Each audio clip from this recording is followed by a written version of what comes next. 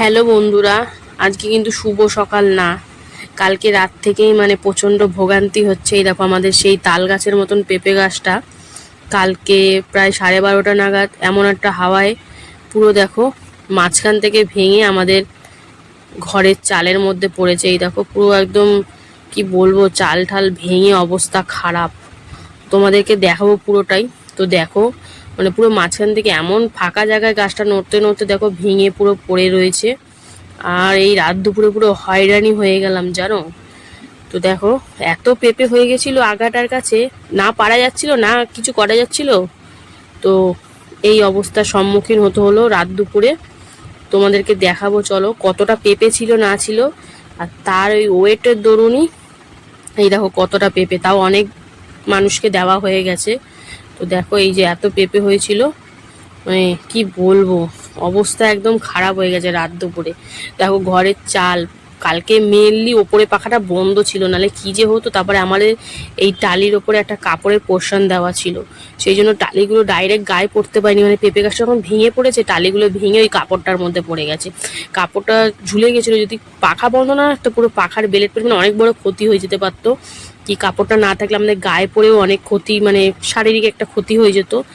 মানে চারিদিকে ভেঙে ঠেঙে গেছে। রাত্রিবেলা যতটুকু পারা গেছে করা হয়েছে, মানে রাত্রিটুকু চালানোর জন্য। দেখতেই পাচ্ছ এখন একটু একটু ফাঁকা ফোঁকা এদিক দিয়ে ওদিক দিয়ে দেখা যাচ্ছে। আর তার নিচেই আমরা কিন্তু শুই, মানে পাখার নিচেই আমাদের বিছনা। তো বুঝতে পারছো পজিশনটা কি হয়েছিল, মানে রুমেলা আমাদের পুরো একদম শেষ করে দিয়েছে, মানে কিছুটা হলেও ক্ষতিগ্রস্ত হয়েছে। তো দেখো এইভাবেই চলছে। এবার একটু বৃষ্টি না কমলে পুরোপুরি সারানো যাবে না, কারণ এখন যদি টালির ওপরে ওঠা হয়, মানে কালকে ভেতর দিয়ে দিয়ে ঠিক করা হয়েছে, টালির ওপরে উঠলে পুরো মরমর করে সব ভেঙে যাবে। এই দেখো সব ভাঙাচোরা টালিগুলো রাত্রেবেলায় সব এদিক ওদিক করে ফেলে দিলে রাখা হয়েছে। তো কিছু হলেও ক্ষতিগ্রস্ত হয়েছে, হয়তো শারীরিক কিছু হয়নি, কিন্তু দেখো এই যে কটা টালি আবার মানে লাগানো যাচ্ছিল না। তো বন্ধুরা, বাইরে বৃষ্টি বৃষ্টি পড়ছে, ওয়েদার ঠান্ডা ঠান্ডা, তাই আজকে রান্না বান্নার মেনু দেখো নিয়ে বসে পড়েছি। চালে ডালে খিচুড়ি হবে। তো ওখানে গোবিন্দভোগ চাল নিয়ে এসছে। তো খিচুড়ি একটু পরেই বসাবো, কারণ খিচুড়ি একটু গরম গরমই ভালো লাগে। তো খাওয়ার 1-2 ঘন্টা আগে বসালেই হবে। তারপর গোবিন্দভোগ চাল আপাতত একবেলার মতনই করি, তারপরে ওবেলা দেখা যাবে। দেখো গোবিন্দভোগ চাল, সুন্দর একটা গন্ধ, কি গন্ধ। তো সাথে রয়েছে দেখো এই যে মুগ ডাল,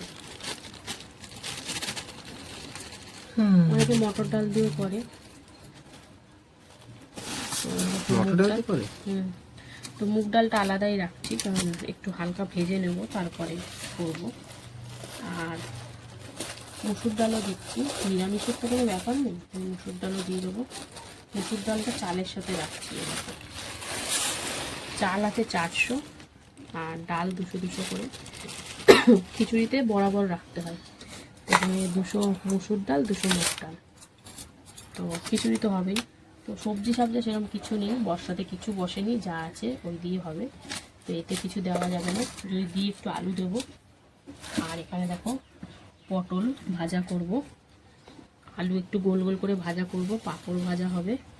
আর এখানে দেখো ডিম নিয়ে এসছে 2 বেলার মতন। এখন ডিমই সম্বল, কিছু করার নেই, বৃষ্টি বাদল হয়েছে। দেখো ডিম। তো চলো কাটাকুটি করি। আর একদম সিম্পল খাবার দাবার আছে বুঝতেই পারছো, কিন্তু এই বৃষ্টির মধ্যে ভালোই লাগে খেতে। তোমার সাথে সব কিছু শেয়ার করবো, দেখতে থাকো। তো প্রথমে ডিমটা সাইজ করে রাখি, তারপরে আলু পটল এগুলো কাটাকাটি করব। তো চলো দেখতে থাকো।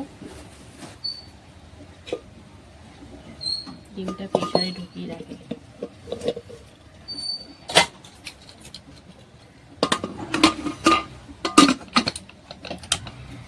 তো চলো এবারে পটলটা কাটা হবে। পটল আলু একটু কেটে নিই। কালকে ঝড়ে যে অবস্থা হলো কি বলবো, সারা রাতটা জেগে জেগে কেটেছে, এখন ঘুম পাচ্ছে। তাই একটু খিচুড়ি খেয়েই দুপুরে ঘুম লাগাতে হবে। তো পটল ভাজা করছি, বেগুন ফেগুন নেই, নাহলে বেগুন ফেগুন ভাজলাম। আর এখন এই রাস্তাঘাটে হালকা পাতলা জল উঠেছে, তাই আর রিস্ক নিয়ে লাভ নেই। আর ঘরেরও কিছু কাজ ফাজ আছে, বুঝতেই তো পারছো, ঘরের মধ্যে একটা গাছ ভেঙে পড়ে গেলে রাতে যতটা পারা হয়েছে করা হয়েছে, একদম অবস্থা খারাপ ঘর দুয়ারের। কোনো রকম এই দিক সাইডটা একটু করে ওইদিকে করতে হবে। কর্তামশাই আছে অবশ্য সাথে। তো দেখো পটলটা কেটে নিচ্ছি, খিচুড়িটা এক সাইডে বসাবো আর এইগুলো ভাজাভুজি করে নেবো, ব্যাস। এই দিয়ে এই বেলাটা তো অন্তত চলুক, তারপর ওবেলা দেখা যাবে। আজকে চিকেন খাওয়ার কথা ছিল, কিন্তু এই অবস্থায় আর চিকেন সময় লাগবে করতে, আনা ধোয়া কাটা বাছা, তাই বাদ দিলাম। পরে একদিন সপ্তাহে দেখা যাবে। যদি ক্ষতিটা না হতো তাহলে হয়তো করা হতো। এখন এদিকে কাজ ওদিকে কাজ, ঘর পরিষ্কার করার বালি কিচকিচ কিচকিচ করছে, বিছানাপত্র ঘরের বালি। তো দেখো পটল কাটা কমপ্লিট, এবার আলুটা ছুলতে হবে। তো চলো আলুটা ছুলে নিই, তারপরে আসছি। তো বন্ধুরা আলু ছোলা কমপ্লিট। এই ছোট ছোট আলুগুলো খিচুড়ির মধ্যে দেবো, বেশ ভালো লাগবে। খিচুড়ির সাথে আলুর দম হলে বেটার হতো, বলো? কর আলুর দম। শুধু আমায় খাটায়, জানো না, এখন আর এই সময় এখন আমি মশলা পাতি এসব করতে পারবো না। সিম্পল খিচুড়ি, বেগুন ভাজা, পটল ভাজা, আলু ভাজা, ডিম ভাজা, পাঁপড় ভাজা, আবার কি লাগে তোমার? আর এই দেখো এই বড় আলু দুটো একটু গোল গোল করে ভেজে দেবো। আলুর দম হলে জমে যেত। এই দেখো, তো আজকে বুঝতেই পারছো খাওয়া দাওয়াটা জম্পেশ হতে চলেছে। খিচুড়ি মানে বাঙালির একটা ভালোবাসা, আবেগ। আলুর দম হলে আরো জমে যেত। তুমি চুপো তো, তাহলে তুমি করো আলুর দমটা। তো দেখো আলুগুলো গোল গোল করে কেটে নিচ্ছি, একটু ভিজিয়েও রেখেছি। তো পটল তো আমার কর্তা বছর মনে খাবে না, তো ভিডিও যদি করে জোর করে খাবে, বুঝতেই পারছো, তোমরা জানোই তো ক্যাপাসিটিটা। তো দেখো এখানে সব কাটাকুটি কমপ্লিট, কিন্তু চান টান করে ভাবছি রান্না বসাবো। একাধারে রান্না করে ঠান্ডা হয়ে যাবে। দেখো এখানে পেঁয়াজ কেটে নিয়েছি, ডিমের মামলেট করবো, টমেটো। তো চলো এখানে সবজি কাটাকুটি আজকের মতন শেষ, মানে এখনের মতন। রাতেরবেলা কী হবে জানি না। আর চলো এবারে রান্নাবান্না যখন করবো তোমাদের সাথে শেয়ার করবো, দেখতে থাকো, টাটা। তো বন্ধুরা দেখতে পাচ্ছ প্রথমে কিন্তু মুগ ডালটা একটু হালকা করে ভেজে নেব, তারপরে খিচুড়ির মধ্যে দিয়ে দেবো। তো প্রথমে চলো ডালটা ভেজে নিই, তারপরে কি করব না করব দেখতে থাকো। তো বন্ধুরা মুগ ডালটা ভেজে চাল ডাল সব একসাথে মিশিয়ে নিয়েছি, এবার ভালো করে ধুয়ে খিচুড়িটা বসিয়ে দেবো। তো দেখো হালকা করে ভেজেছি মুগ ডালটা, তো একদম চাল ডাল সমান হয়ে গেছে, দেখতেই পাচ্ছ। তো চলো তোমাদের সাথে শেয়ার করব কি করি না করি, দেখতে থাকো, পাশে থাকো। বন্ধুরা দেখো চালে ডালে খিচুড়ি বসিয়ে দিয়েছি আলু দিয়ে। তো মানে বাড়ি থেকে কোনোদিন এত দেরি করে আমি রান্না করিনি, তো যেহেতু খিচুড়ি করবো ওই জন্য দেরি করেই করলাম। সব কাজকর্ম সেরে ঠেরে গুছিয়ে গাছিয়ে ঘর দোয়ার পরিষ্কার করে স্নান টান করে রান্না করতে বসলাম। তো এখনও কিছু দিইনি খিচুড়িতে, শুধু চাল ডাল আলুটা একটু সিদ্ধ, তারপরে এতে একে একে যা যা দেওয়ার দেবো। তো চল ঢাকা দিয়ে দিই। আর এইদিকে দেখো আলু পটলে লবণ হলুদ মাখিয়ে রেখেছি, তো ভাজা যখন করব তোমাদের সাথে শেয়ার করব, দেখতে থাকো। তো চলো টাটা। বন্ধুরা ওদিকে খিচুড়িটা হচ্ছে, আর এদিকে দেখো আলু ভাজা বসিয়ে দিয়েছি।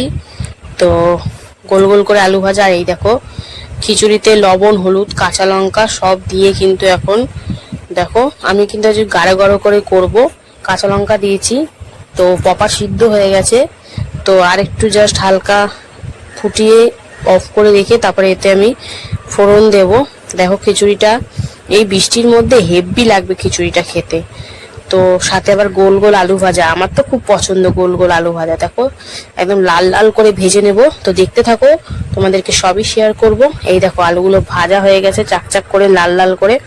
তো এটা নাবিয়ে কিন্তু এবারে পটল ভাজার পালা। তো চলো আলু ভাজাটা নাবিয়ে ফেলি। তো আলু ভাজা নাবিয়ে কিন্তু এখানে পটল ভাজা বসিয়ে দিয়েছি। পটলটা ছিল বলে ভেজেছি, না থাকলে আলু ভাজা ডিম ভাজাই হতো আর পাঁপড় ভাজার সাথে। তো দেখো পাঁপড়টা আগেই ভেজে নিয়েছি, এবার পটলটাও কিন্তু ভাজা হয়ে গেছে, দেখো একদম লাল লাল করে। তো চলো পটলটা এবারে দেখেছো দু পিঠে একদম লাল লাল করে ভেজে নিয়েছি। তো চলো এবার পটল ভাজাটা নাবিয়ে ফেলবো সুন্দর করে, তারপরে এটার মধ্যে ফোড়নটা দেব, খিচুড়ির ফোড়নটা। তো চলো এখানে 5 ফোড়ন, শুকনো লঙ্কা আর টমেটো দিয়ে একটু নাড়াচাড়া করে সামান্য একটু জিরের গুঁড়ো দিয়ে আদাও দিয়েছি, আদা একটু ঘষে দিয়েছি। তো দিয়ে দেবো খিচুড়ির মধ্যে। আর হালকা একটু উষ্ণ গরম জল করেও দিয়ে দেবো, তাহলে কি একটু মশলাটা দেওয়ার পর, এই ফোড়নটা দেওয়ার পর হালকা 2 মিনিট তো ফুটাতেই হবে, নাহলে টেস্টটা পাওয়া যাবে না। তো হালকা একটু পাতলা করব, করতে করতে ফুটতে ফুটতে সেই আগের পজিশনেই চলে আসবে। এই দেখো কি সুন্দর হয়েছে। তো নামানোর আগে একটু ঘি গরম মশলা দিয়ে কিন্তু নামিয়ে ফেলবো। তো কেমন লাগছে বলো খিচুড়িটা তোমাদের? অসাম কিন্তু লাগছে দেখতে। তো খেতে জানি না কেমন হবে, কেমন হয় না হয় তোমাদেরকে সব রিভিউ দেব। তো চলো এবারে কিন্তু ডিমের মামলেটটা করে নেব। ডিমের মামলেটটা করলে কিন্তু রান্না বান্নার পালা শেষ।